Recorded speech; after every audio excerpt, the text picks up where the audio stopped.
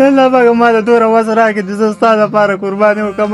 لږ دونې ده تاسو غواړئ چې قرباني نه لې راشئ زه له خپلې قربانۍ سره یو تصویر وکاږم. بابا ما پراخو بل پراخو قرباني اخیستې نه وه دې ځله به یا غواړي یا نه. دا پرېږدوه مړه راځئ د خپلې قربانۍ سره یو ویډیو وکړم په ټیک ټاک باندې بیا ورکې مشهور به شي. قرباني خو خلک الله دپاره کوي نو ته اوس خلکو ته ځان ښایي. لکه کمه کله قرباني خو خلک د الله رضا دپاره هم کوي خو خلکو ته پکې هم ځان ښایي. بچیا ته بیا بار ته لبو لتل وې بچیا په دې پټي کې لږ کار دی راسې لږ کار وکړو. ها داجي پټي ته به کله راشو تا خو خبره پرې قرباني اخیستې نو دې ځله به الی او که نه.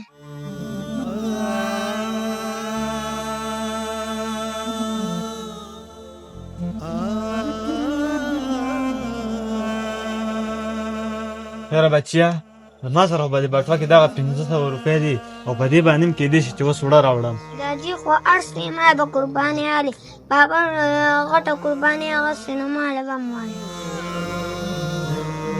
یا الله پاکه په کار خو دا ده چې ستا د رضا دپاره دا خلک قرباني وکړي خو نن سبا دا خلک د خپل نوم دپاره قرباني کوي.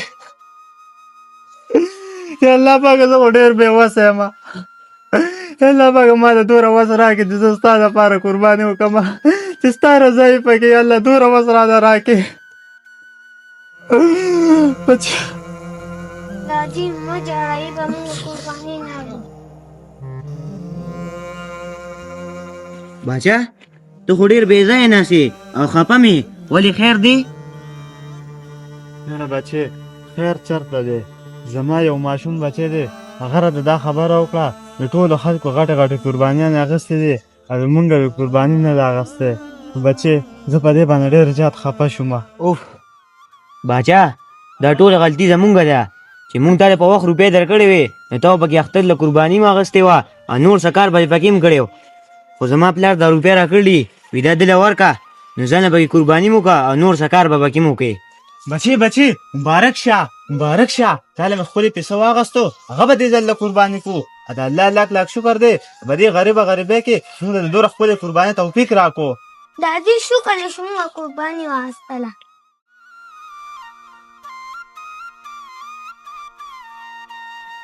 نه خلکو خو ډېر غټ قرباني اخیستې ده موږ خو وړه صحیح به ما لپاره ځان صحیح.